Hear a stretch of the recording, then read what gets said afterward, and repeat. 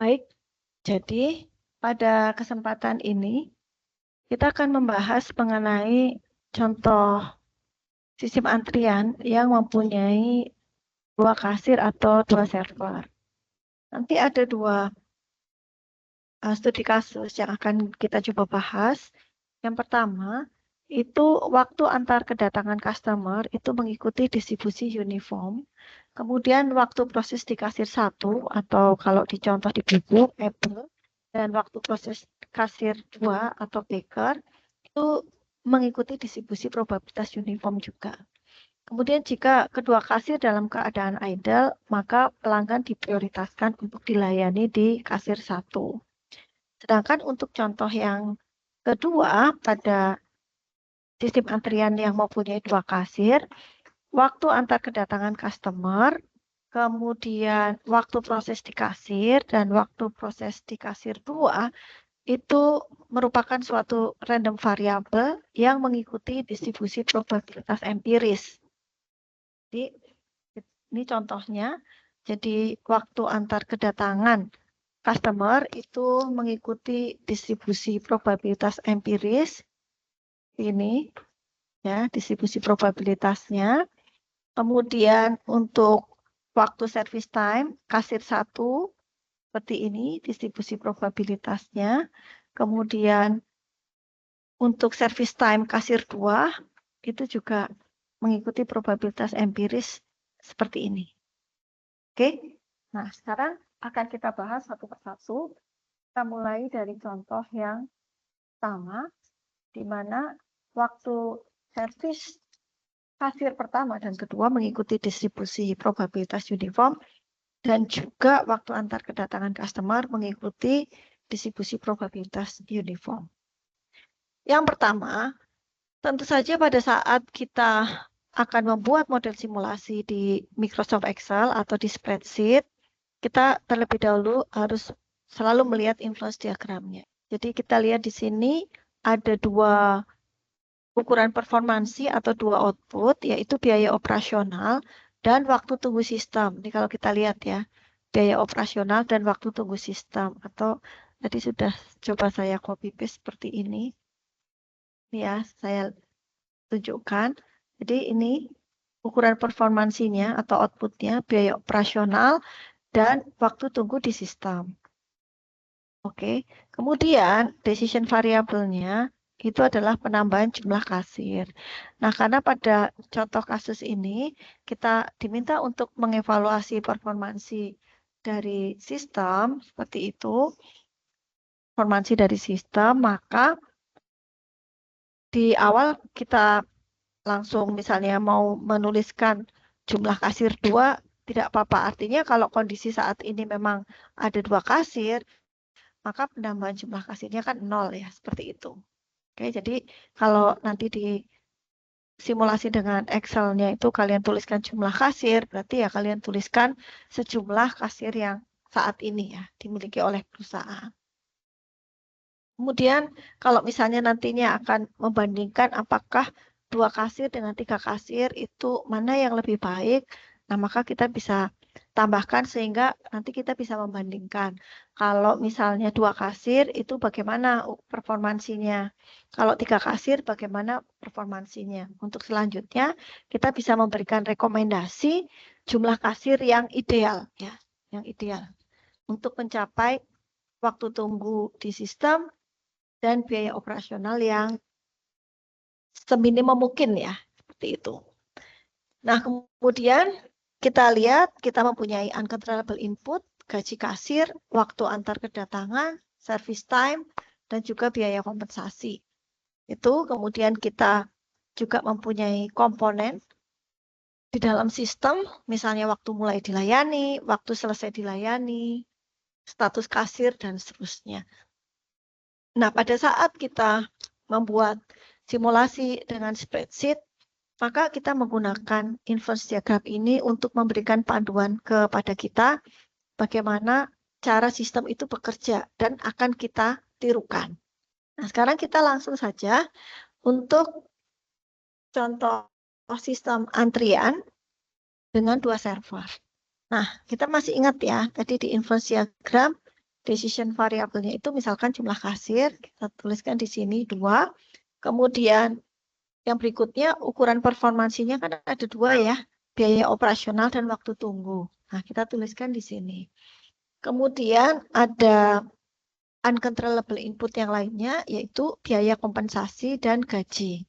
Biaya kompensasi ini kalau kita lihat tergantung pada waktu tunggu. Jadi misalkan pada contoh yang saya berikan itu jika rata-rata waktu tunggu di antrian misalnya kurang dari 10 menit, maka biaya kompensasinya 3.000. Kalau lebih dari 10 menit, maka biaya kompensasinya itu 10.000.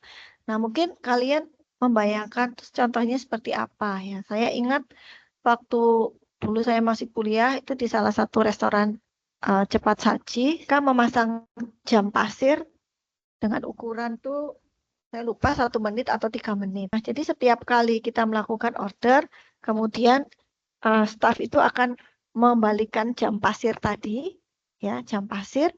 Kemudian kalau dalam waktu misalnya 3 menit order kita belum diberikan, maka pihak restoran akan memberikan kita kompensasi. Misalnya gratis es krim gitu.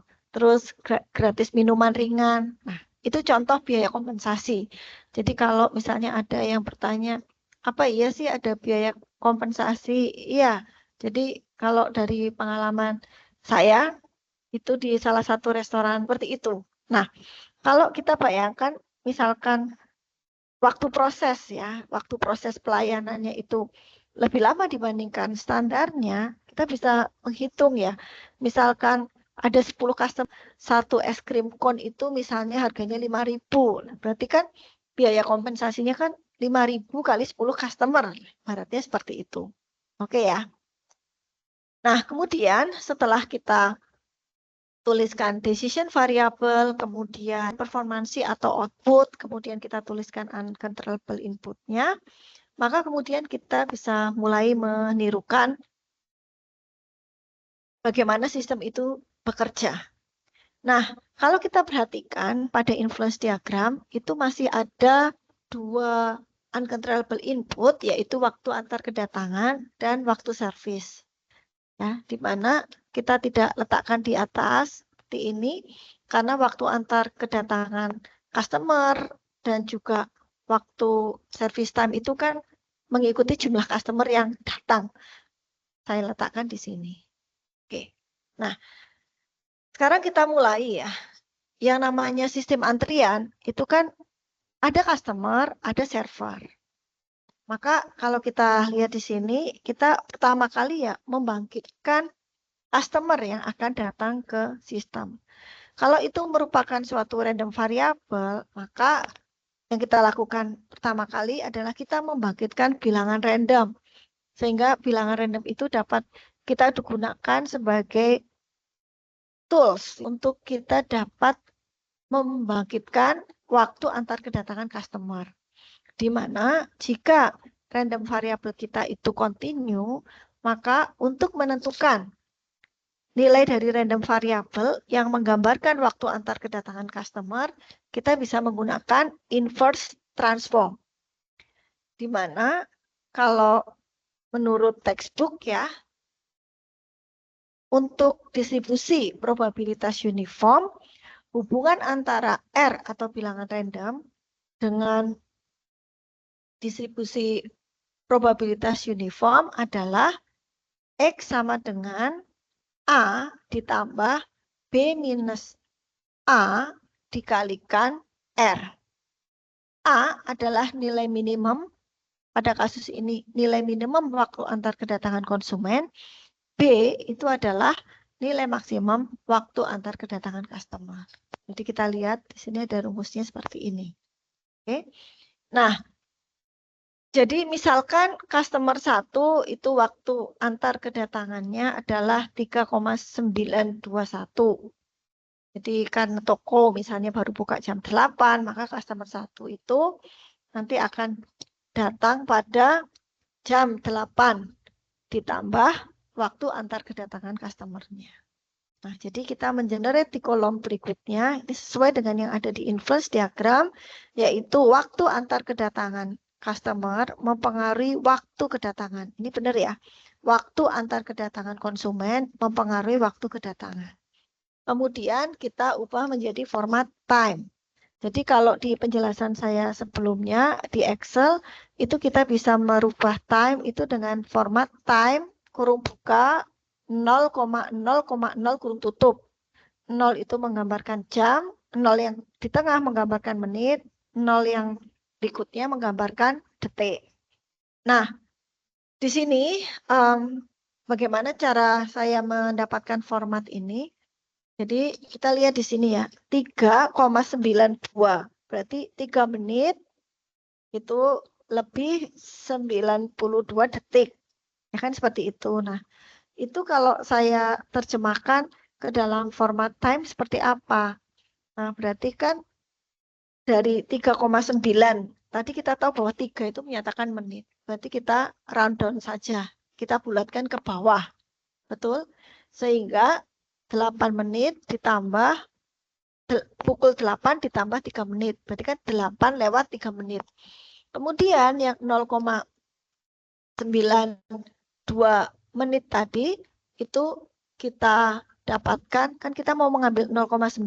Berarti kita dapatkan dari 3,92 dikurangi 3. Nah, kemudian kita kalikan 60 untuk menjadi T. Sehingga kita lihat di sini, customer kedua waktu kedatangannya adalah jam 8, 3 menit lebih 55 detik. Karena ada 2 server, maka harus diputuskan dulu kan. Ini yang mau melayani seorang customer itu kasir 1 atau kasir 2.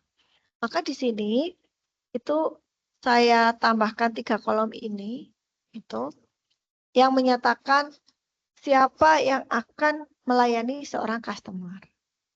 Nah, tadi sudah dijelaskan pada contoh kasus bahwa jika kedua kasir itu sama-sama menganggur, maka kasir pertama atau Apple itu diprioritaskan untuk memproses ya atau melayani customer.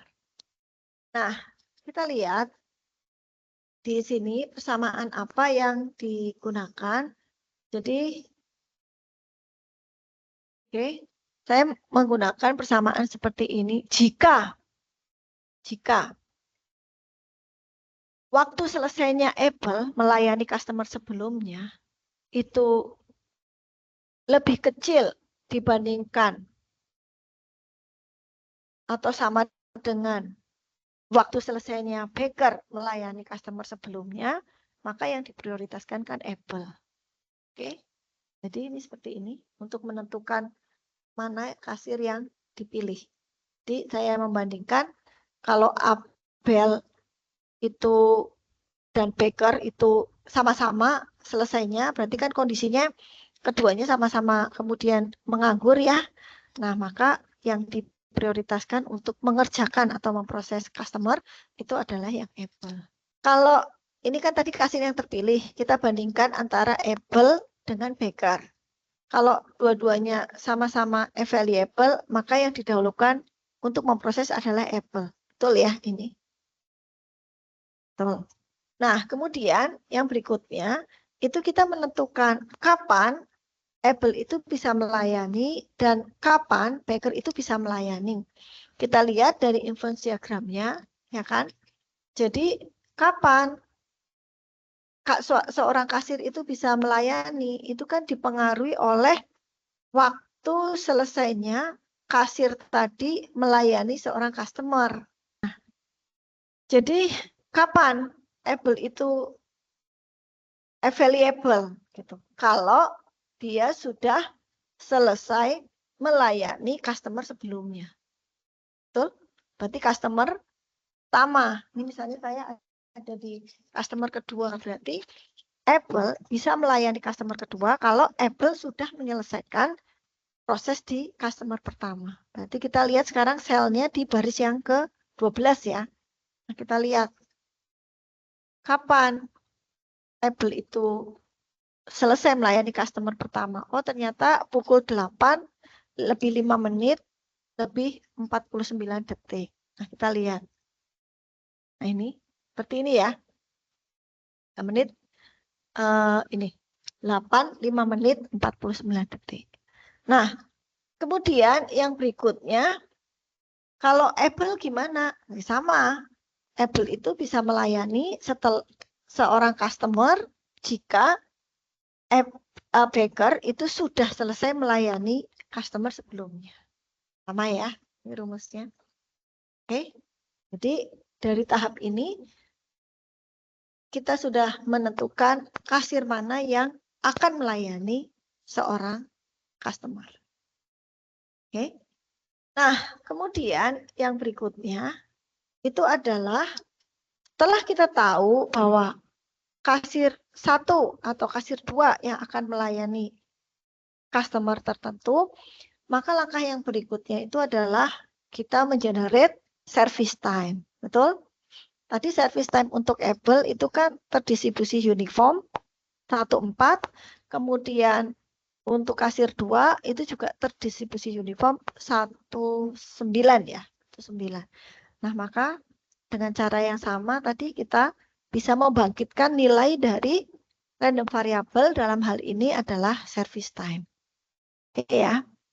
Nah, kemudian setelah itu kita mulai menghitung kan.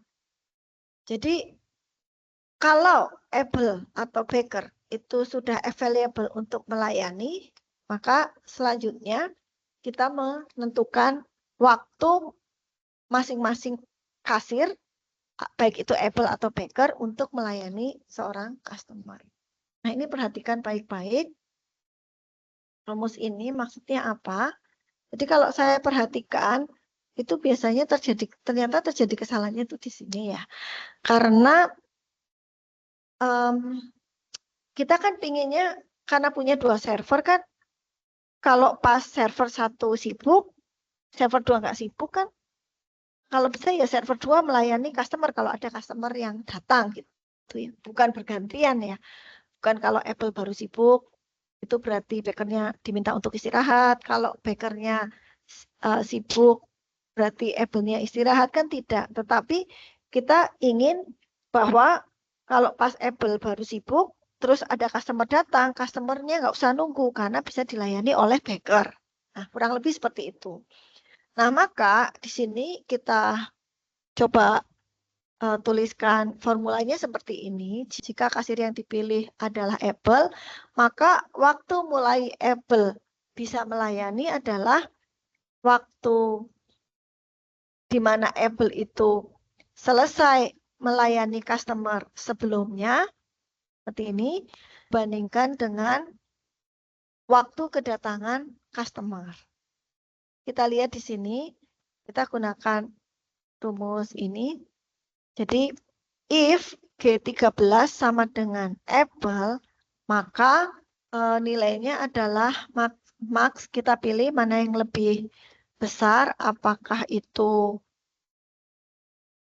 waktu kasir bisa melayani atau kita bandingkan dengan kedatangan customer-nya, ya kan? Jadi kita lihat di sini, walaupun kasir 1 itu bisa melayani jam misalkan 8 gitu. Tapi kalau customer-nya baru datang jam 8:10, berarti waktu mulai pelayanannya kan bukan jam 8, karena jam 8 kan customer-nya belum datang. Itu ya. Oke. Nah, ini kenapa kosong? Ini kosong karena apa? Karena kasir yang terpilih adalah Baker. Maka di sini tidak ada waktu mulai dilayani oleh Apple. Tapi di sini adalah waktu mulai dilayani oleh Baker. Nah, waktu mulai dilayani oleh Baker, ya tadi saya jelaskan kenapa kita beri tanda max. Ya karena kalau servernya itu selesainya lebih cepat, misalnya jam 8 tuh udah selesai, jam 8:05 udah nganggur. Tapi kalau customernya baru datang jam 8:15, kan berarti waktu mulai dilayaninya kan jam 8:15, gitu loh maksudnya. Ya, seperti itu. Kemudian Kalau kita lihat ini kan seolah-olah Bu, itu kok bergantian gitu ya. Tapi sebenarnya tidak ya. Kita lihat di sini ya, di sini setelah Abel mengerjakan customer ke-17, dia juga customer ke-7, dia juga mengerjakan customer ke-8. Karena apa? Kan service time-nya kan tadi sebuah random variable ya. Bisa saja apa? Baker ini waktu pemrosesannya itu lebih lama sehingga ada customer datang di pukul 8:44, Baker belum selesai melayani customer ke-5 ya gitu. Karena baru selesai jam 8:49. Jadi seperti itu ya untuk penentuan waktu mulai dilayani ya, baik itu oleh kasir 1 atau oleh kasir 2. Kita bandingkan waktu selesainya server tersebut melayani customer sebelumnya, kita bandingkan dengan waktu kedatangan customer-nya. Oke, sampai di sini jelas ya. Kemudian untuk waktu selesainya, karena ada 2 server, maka kita buat 2 kolom. Waktu selesainya Able melayani customer, waktu selesainya Baker melayani customer. Oke, sama ya formatnya tadi kita pakai formula teks bisa, tetapi di sini saya coba pakai rumus waktu selesainya dilayani itu adalah waktu mulainya dilayani ditambah service time-nya. Nah, service time-nya itu kan kita lihat ya, service time-nya itu kan merupakan suatu random variable di sini. Ya, misalnya untuk kasir 1, customer 1 itu 1,88 menit. Nah, itu kalau kita jadikan jadi format jam itu bagaimana? Nah, ini ada juga formula gitu, kita tinggal bagi 24 dibagi 60 seperti itu. Nanti kita sudah dapatkan format time seperti ini. Jadi, ini kami berikan 2 alternatif ya, mau pakai yang teks 0,0,0 tadi, terus atau kita pakai rumus yang menit dibagi 24 dibagi 60. Silahkan kalian pilih yang mana. Oke, kita lihat di sini. Demikian juga untuk waktu selesainya Baker, ya, lihat.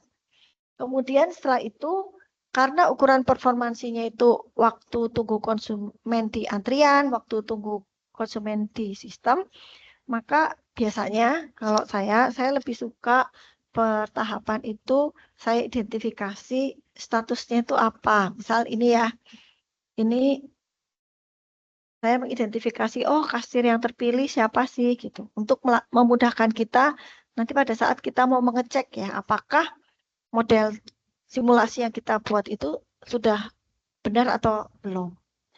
Nah, maka di sini kalau kita lihat ya, saya mencoba mengidentifikasi seorang customer itu menunggu atau tidak menunggu. Nah, caranya gimana? Berarti kita membandingkan ya. Betul, membandingkan antara apa? Membandingkan antara waktu mulainya dilayani ya dengan waktu kedatangan customer-nya. Betul?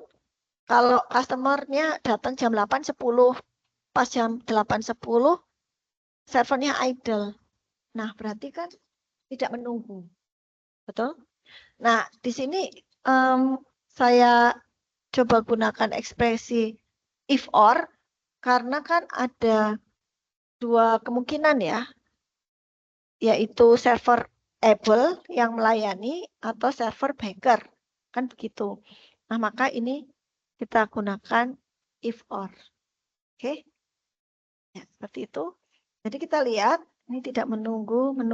Kita lihat ya, yang status konsumennya tidak menunggu, berarti waktu tunggunya ada atau tidak?